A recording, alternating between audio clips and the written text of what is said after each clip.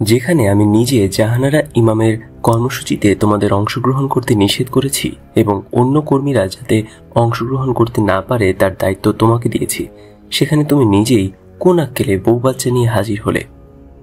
একদিকে থাকো, জাহানারা পছন্দ হয় জাহানার ইমামকে নিয়েই থাকো, আমার দিকে আর এসো না। আমি চুপ করে ভাবছি এখন কি বলা যায়। মাথায় একটা বুদ্ধি এলো।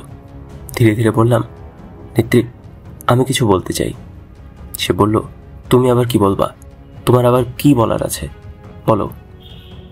নেত্রী, আমরা তো আসলে মেয়ের জুতা কেনার জন্য এলিফ্যান্ট রোড যাচ্ছিলাম, কিন্তু আপনার নির্দেশ পালন করার জন্য একটু আগে ভাগেই বেরিয়েছিলাম এবং প্রেস ক্লাবে এসে অন্তত 300 কর্মীকে কানে কানে জাহানার ইমামের এই কর্মসূচিতে যোগ না দেওয়ার জন্য আপনার নির্দেশ জানিয়ে বিদায় করেছি। কিন্তু ফটো সাংবাদিকদের খপ্পর থেকে বাঁচতে পারলাম না। তারা নাছোড়বান্দা, ফটো না তুলে ছাড়লই না। আসলে এটা মানববন্ধন কর্মসূচির ফটো না, কৃত্রিমভাবে তোলা এই ছবি। মাত্র কয়েকদিন আগে রায়ট হয়ে গেল, মৌলবাদীরাও সক্রিয়। দেশের এই উত্তপ্ত পরিস্থিতিতে আমি বউ বাচ্চা নিয়ে জাহানার ইমামের মানববন্ধন কর্মসূচিতে যাব? আমার কি মাথা খারাপ হয়েছে? আমরা শুধু আপনার নির্দেশ পালন করার জন্য এই ঝুঁকি নিয়ে সেখানে গিয়েছি। তোমরা তো এরকম কাজই করবা, হিতের বিপরীত করবা। তোমাদের নিয়ে যদি একটু নিশ্চিন্ত থাকা যায়, বোঝো এবার ঠেলা। সবাই পত্রিকার ছবিতে দেখবে শেখ হাসিনার নিজস্ব লোকই জাহানার ইমামের কর্মসূচিতে। এখন আর কাকে নিষেধ করবা না যাওয়ার জন্য? তোমাদের নিয়েই আমার যত জ্বালা। জননেত্রী বঙ্গবন্ধু কন্যা শেখ হাসিনা তার সরকারি বাসভবন 29 মিন্টু রোডে দুপুরের খাওয়া খেতে খেতে বললেন, বেশ কিছুদিন হলো টুঙ্গিপাড়া যাই না, চলো আগামীকাল টুঙ্গিপাড়ায় যাই। IWTA কে বিশেষ ফেরি রাখার নির্দেশ দিয়ে দাও। নেত্রীর কাছে জানতে চাওয়া হলো, কোন পথ দিয়ে যাওয়া হবে, আরিচা দিয়ে নাকি মাওয়া দিয়ে? বঙ্গবন্ধু কন্যা বললেন, আরিচা দিয়ে অনেক ঘোরা হয়, অনেক দেরিও হয়, আর মাওয়া দিয়ে পথ কম, সময়ও কম লাগে, মাওয়া দিয়েই ভালো। মাওয়ার 3 ঘাটে 3টা স্পেশাল ফেরি রাখার নির্দেশ IWTA কে দিয়ে দাও। স্পেশাল মানে হলো ভোর থেকে যতক্ষণ বঙ্গবন্ধু কন্যা শেখ হাসিনা ফেরি পার না হবেন ততক্ষণ ফেরিওয়ালা জাতীয় পতাকা লাগিয়ে ঘাটের পাশে দাঁড়িয়ে থাকবে।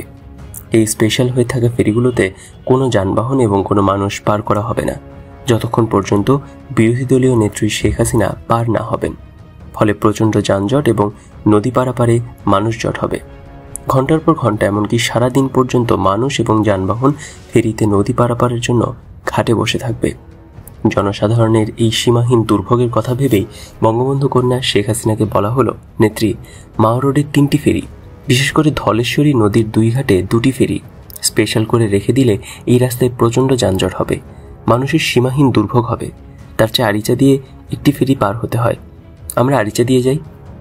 উত্তরে বঙ্গবন্ধু কন্যা শেখ হাসিনা বললেন, যানজট হবে, দুর্ভোগ হবে, তাই বলে কি আমি পথ চলা ছেড়ে দেব? আমি মাওয়া দিয়েই যাব। তুমি IWTA কে 3টি স্পেশাল ফেরি করার নির্দেশ দাও। যেই কথা সেই কাজ। টেলিফোনে IWTA কে মাওয়া ঘাটে 3টি ফেরি স্পেশাল করার নির্দেশ দেওয়া হলো। রাতে মিন্টু রোড থেকে বিদায় নিয়ে আসার সময় জননেত্রী শেখ হাসিনাকে বললাম, নেত্রী, আমার বাসা থেকে বুড়িগঙ্গা ব্রিজ অর্থাৎ মাওয়া রোড 4-5 মিনিটের রাস্তা। আমি মিন্টু রোডের উল্টো রাস্তায় না এসে বুড়িগঙ্গা ব্রিজ থেকে আপনার সাথে একত্রিত হতে চাই। নেত্রী বললেন, না, উল্টো আসবে কেন? তুমি বুড়িগঙ্গা ব্রিজ থেকে একত্রিত হও, আর সঙ্গে ময়নাকে নিও।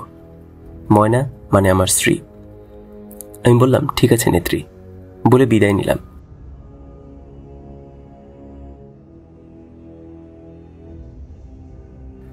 পরদিন সকাল 7টায় আমাদের গাড়িতে করে স্ত্রী ময়না আর কন্যা স্বর্ণলতাকে নিয়ে সঙ্গে রওনা হলাম। 5 মিনিটের মধ্যেই বুড়িগঙ্গা ব্রিজে পৌঁছে বঙ্গবন্ধু কন্যা বিরোধী দলীয় নেত্রী শেখ হাসিনার অপেক্ষায় রইলাম। জননেত্রী শেখ হাসিনার সকাল 7টায় রওনা হওয়ার কথা এবং অবশ্যই 7:30-8টার মধ্যে বুড়িগঙ্গা ব্রিজে পৌঁছানোর কথা। 8:30 পর্যন্ত বুড়িগঙ্গা ব্রিজে অপেক্ষা করে নেত্রী না আসায় ধলেশ্বর ফেরিঘাটে অপেক্ষা করব চিন্তা করে চলে এলাম। ধলেশ্বর ফেরিঘাটে এসে দেখি জাতীয় পতাকা টাঙিয়ে একটা ফেরিঘাটের পাশে বঙ্গবন্ধু কন্যার জন্য অপেক্ষা করছে পুলিশ বাহিনীর একটি দল। আর ফেরিঘাটে অলরেডি যানজট শুরু হয়ে গেছে। ঘাটের 2টো ফেরির মধ্যে একটি স্পেশাল হয়ে আছে। অবশিষ্ট যানবাহন পার করে কুলাতে পারছে না। বেলা 10টা বেজে গেল, অথচ বিরোধী দলীয় নেত্রী শেখ হাসিনা আসছেন না। তবে কি কর্মসূচির কোনো পরিবর্তন হলো? পুলিশ বাহিনীর অফিসারের কাছে জিজ্ঞেস করলাম। পুলিশ অফিসার বলল, আমরা তো বিরোধী দলীয় নেত্রী এই পথে যাবেন সেটি দিতেই আছি।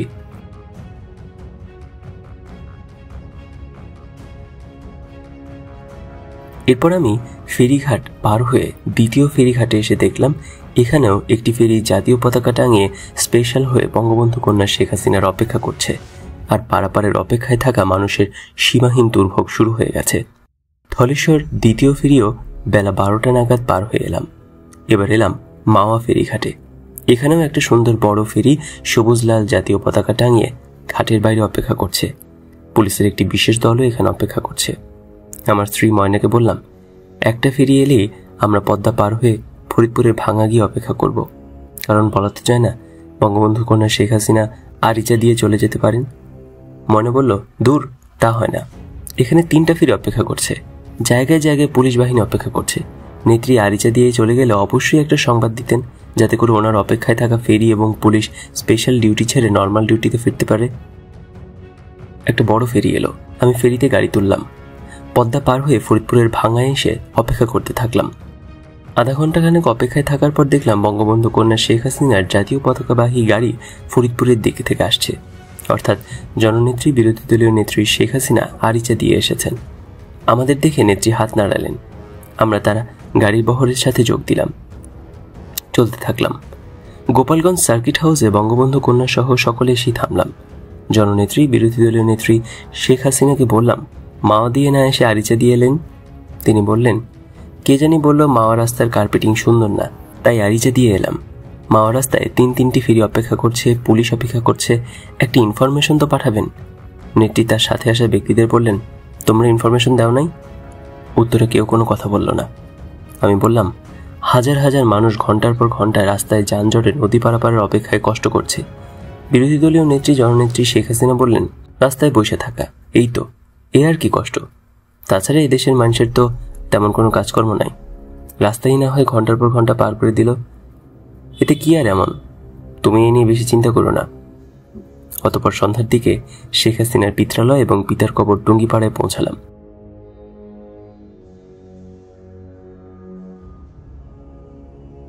30 জানুয়ারি 1994 ঢাকা সিটি কর্পোরেশনের মেয়র এবং কমিশনের নির্বাচন। বঙ্গবন্ধু কন্যা শেখ হাসিনা এবং তার দল আওয়ামী লীগ ঢাকা মহানগর আওয়ামী লীগের সভাপতি মোহাম্মদ হানিফকে ঢাকার মেয়র পদে মনোনয়ন দিয়েছে। তোড়জোড় করে নির্বাচনী প্রপাগান্ডা এগিয়ে চলছে।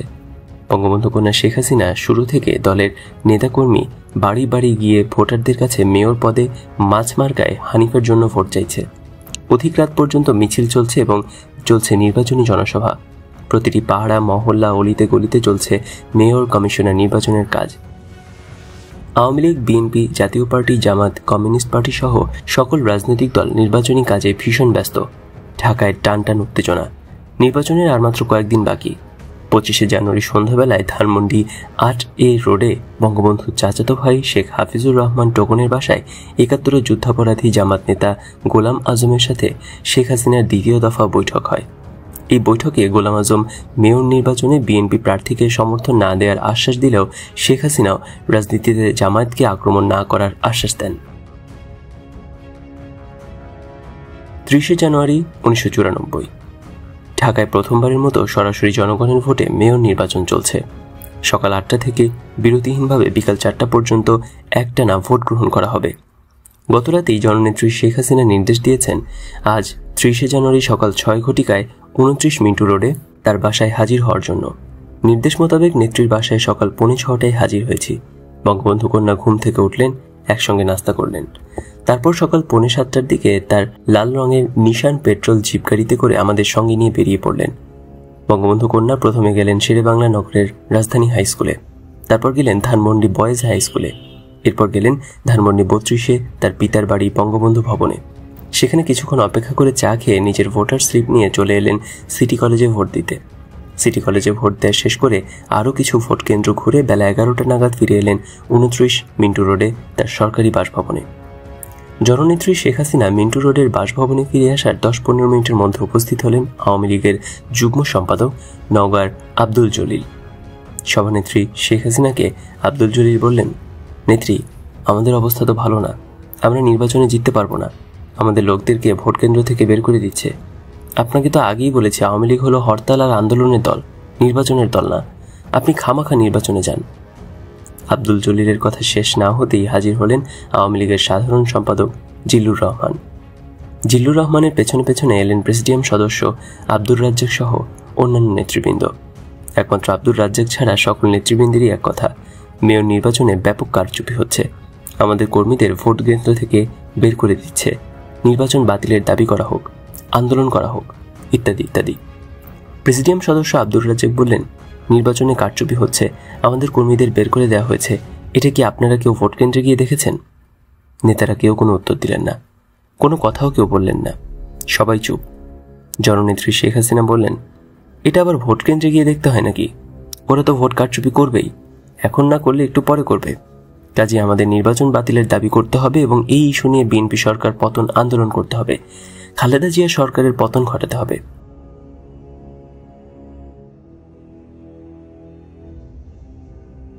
সঙ্গে সঙ্গে টেবিল টেলিফোন সেট, যে সেট দিয়ে উপস্থিত সকলেই কথা শুনতে পারে, সেটা দিয়ে বঙ্গবন্ধু কন্যা শেখ হাসিনা স্বয়ং প্রধান নির্বাচন কমিশনারকে ফোন করলেন। প্রধান নির্বাচন কমিশনারকে না পেয়ে অন্য একজন নির্বাচন কমিশনারকে নির্বাচন বাতিল করার কথা বললেন।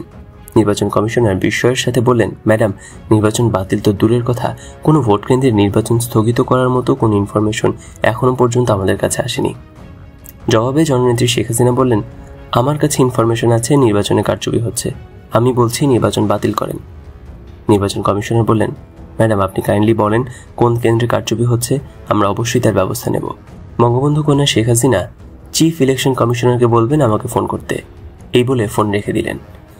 এরপর প্রায় প্রতি ঘন্টায় ঘন্টায় নির্বাচন কমিশনে নির্বাচন বাতিল করার দাবি জানিয়ে ফোন করা শুরু হলো। বিকাল 4টা নাগাদ একবার প্রধান নির্বাচন কমিশনার জননেত্রী শেখ হাসিনা নির্বাচন বাতিলের দাবির জবাবে বললেন, ম্যাডাম, আমি ইতোমধ্যে প্রয়োজনীয় ব্যবস্থা নিয়েছি। সামান্য গোলযোগের কারণে আমি কয়েকটি ভোট কেন্দ্রের ভোট স্থগিত করেছি। শেখ হাসিনা পুনরায় নির্বাচন বাতিলের দাবি করলে নির্বাচন কমিশনার বললেন, ম্যাডাম, আমি নির্বাচন কমিশনে বসে নেই, আমি সরাসরি ভোট কেন্দ্রে গিয়ে নিজে নির্বাচন পর্যবেক্ষণ করেছি। আপনি নিশ্চিন্তে থাকুন, যে কোনো প্রয়োজনীয় সিদ্ধান্ত নিতে আমরা মোটেই পিছু পা হব না। ম্যাডাম বললেন, হ্যাঁ, আপনি নির্বাচন বাতিলের সিদ্ধান্ত নিন, আমি পরে আবার ফোন করব। এই বলে তিনি ফোন রেখে দিলেন। এরপর প্রায় 15 বার ফোন করেও প্রধান নির্বাচন কমিশনারকে পাওয়া গেল না, কিন্তু রাত 10টার সময় প্রধান নির্বাচন কমিশনারকে পাওয়া গেল। প্রধান নির্বাচন কমিশনার ফোন ধরতেই শেখ হাসিনা উচ্চস্বরে বললেন, কি হলো, নির্বাচন বাতিলের ঘোষণা দিলেন না? নির্বাচন কমিশনার বললেন, ম্যাডাম, আমাদের কাছে যে ফলাফল এসেছে তাতে মেয়র পদে মাঝমার্কায় মোহাম্মদ হানিফ বিপুল ভোটে এগিয়ে রয়েছে, এখন আমরা কি নির্বাচন বাতিল ঘোষণা করব? শেখ হাসিনা বললেন, জি, কি বললেন? তিনি বললেন, হ্যাঁ ম্যাডাম, এখন পর্যন্ত প্রাপ্ত ফলাফল অনুযায়ী মেয়র পদে মাঝমার্কায় মোহাম্মদ হানিফ বিপুল ভোটে এগিয়ে রয়েছে এবং মোহাম্মদ হানিফের মেয়র হওয়া প্রায় নিশ্চিত। আমরা কি নির্বাচনী ফলাফল বাতিল করব? তিনি বললেন, তাই নাকি? না, বাতিল করবেন কেন? আপনি খেয়াল রাখবেন যাতে এই ফলাফল উল্টে না যায়, আমি পরে আবার আপনার সাথে যোগাযোগ করব। এরপর জননেত্রী Sheikh Hasina table telephone set বন্ধ করে উপস্থিত সকলকে উদ্দেশ্য করে বললেন, শুনলেন তো, হানিফ নাকি মেয়র হচ্ছে, এখন তো আমাদের নির্বাচন বাতিলের দাবি করা ঠিক হবে না, কি বলেন? জিল্লুর রহমান বলেন, দেখেন এটা আবার কোন চাল? আব্দুর রাজ্জাক বললেন, নেত্রী, নির্বাচন কমিশনে আমার একজন ঘনিষ্ঠ লোক আছে, আমি তার কাছে গিয়ে সঠিক খবর নিয়ে আসি। শেখ হাসিনা বললেন, তাই যান, আপনারা সকলেই যান, যার যেখানে লোক আছে সেখান থেকে সঠিক খবরটা সংগ্রহ করেন। রাত তখন 12টা, সবাই চলে গেল, একমাত্র আব্দুর রাজ্জাক ছাড়া আর কোনো নেতাই রাতে ফিরে এলেন না। রাত 1টার দিকে আব্দুর রাজ্জাক মিন্টু রোডে এসে বললেন, সভানেত্রী কোথায়? হানিফ তো মেয়র হয়ে গেছে। নির্বাচন কমিশন দেশি বিদেশি সমস্ত নিউজ মিডিয়াতে হানিফের মেয়র হওয়ার ফলাফল পাঠিয়ে দিয়েছে, এখন হানিফ বেসরকারিভাবে ঢাকার মেয়র, সভানেত্রীকে সংবাদটা দিতে হয়। আপনি বসেন বলে আমি উপরে গেলাম। সভানেত্রী শেখ হাসিনা ডিশ অ্যান্টেনায় হিন্দি ফিল্ম দেখছেন, তাকে আব্দুর রাজ্জাকের আসার সংবাদ এবং হানিফের বেসরকারিভাবে মেয়র হওয়ার সংবাদ দিলে তিনি বললেন, হানিফের কপাল ভালো। আব্দুর রাজ্জাক দেখা করতে চাই জানালে শেখ হাসিনা বললেন, দূর, ছবিটা জমে উঠেছে, এই সময় দেখা টাকা হবে না, তুমি বলে দাও আমি ঘুমিয়ে পড়েছি। তথাস্তু নেত্রী বলে নিচে নেমে আব্দুর রাজ্জাককে বলা হলো, আপনি চলে যান, নেত্রী ঘুমিয়ে পড়েছেন, আজ আর উঠবেন না। আব্দুর রাজ্জাক চলে গেলে এরপর ফোন এলো প্রেসিডিয়াম সদস্য আব্দুস সামাদ আজাদের। সভানেত্রীকে সামাদ আজাদের ফোনের কথা বলা হলে তিনি ওই একই কথাই বললেন, দূর, সিনেমাটা জমে উঠেছে, বলে দাও ঘুমিয়ে গেছি। এরপর থেকে যেই ফোন করুক বলে দেবে ঘুমিয়ে গেছি। এরপর থেকে বিরোধী দলীয় নেত্রী শেখ হাসিনা যে রুমে বসে ডিশ অ্যান্টেনায় হিন্দি ফিল্ম দেখছেন, সেই রুম থেকে হ্যান্ডসেট দিয়ে যেই ফোন করেছে তাকেই বলে দেওয়া হচ্ছে নেত্রী ঘুমাচ্ছেন। এই নিয়ে আবার জননেত্রী শেখ হাসিনা এবং উপস্থিত হিন্দি ফিল্ম দর্শকদের মাঝে হাসাহাসির রোল পড়ে গেল।